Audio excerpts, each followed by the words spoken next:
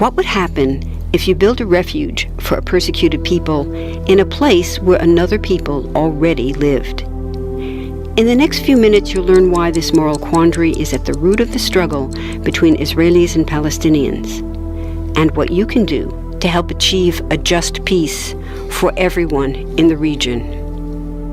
First, there are a couple of things it's helpful to understand. One, many Jews fled harsh persecution in anti-Semitic Europe, especially the Nazi Holocaust. Zionists encouraged massive immigration to historic Palestine, at that time a British colony, where Jews had an age-old connection and where small Jewish communities had long existed among larger groups of indigenous peoples. But when the UN offered the Jewish immigrants the majority of the land for a new state called Israel, for the indigenous Palestinians who lived there, it was a massive destruction of life. They rejected the UN's partition plan, and several Arab states invaded the new state of Israel. Israeli forces essentially erased over 400 Palestinian villages and towns. By the end of the fighting, Israel controlled 78% of historic Palestine. And when 750,000 Palestinians who fled or were expelled during fighting tried to return to their homes where the new state now stood, they were permanently barred by the Israeli government. While over 100,000 of their relatives and neighbors who hadn't left became second-class citizens of the new state, along with the new Jewish majority.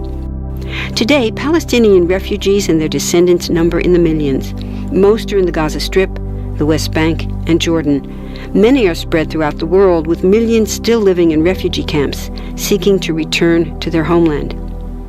To sum up, one group of refugees found a much-needed home, but in the process, a new group of refugees was created.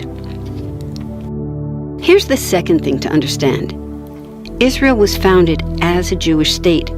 But now ask yourself, what exactly does that mean? People had lots of ideas about what a Jewish state should look like. Some called for equality for all citizens.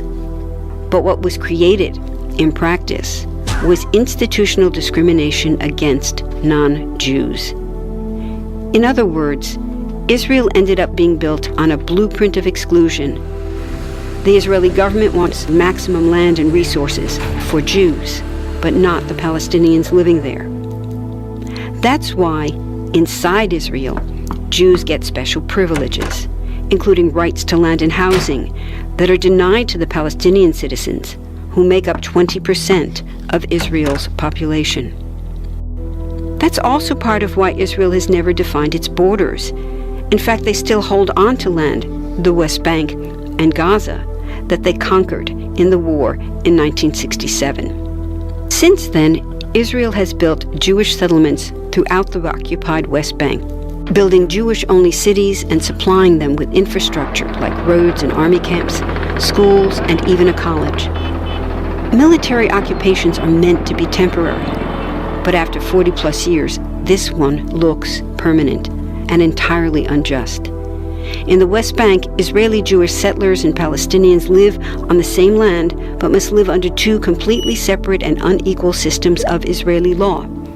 The Jewish settlers dominate the natural resources, including water and agricultural land, and they're backed by the Israeli army.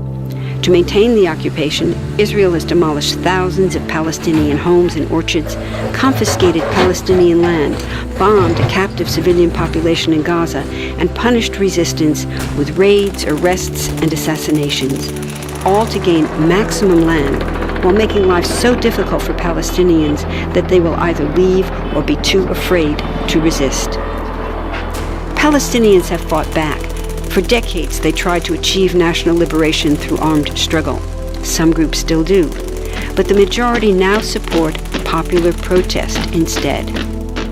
The deeply harmful pattern of control, repression, and violence profoundly harms Palestinians living under occupation and Israelis living as occupiers. This must be broken to reach a peaceful and secure future for both peoples. Now that you understand the problem, what about the solution? What about peace talks? So far, over 2 decades of U.S.-backed peace talks have actually made things worse by helping Israel continue the occupation. It's been years of talking while Israel massively expanded the Jewish settlements and literally redrew the map. Peace talks are good if they're real, but not when they're theater to cover a land grab. So now what? The current world superpower, the United States, has been a terrible friend, enabling Israel's destructive and self-destructive expansion onto Palestinian land by funding the Israeli military, the biggest recipient of U.S. foreign aid in the world. But there's another superpower that can make the difference: you. There's a movement with hundreds of thousands of people just like you across the world, including Palestinians and Israelis, protesting, educating, divesting, and boycotting, all to bring nonviolent international pressure on Israel to stop violating human rights of Palestinians. Throughout history, where governments have failed to push for justice, people just like you, like us, have taken the lead and won. Now it's the Palestinians' turn for freedom and justice. We can pressure Israel to end the occupation and the discrimination. We want all people, Jews and Palestinians, to have equality, human rights, and democracy. We can change history. Join us.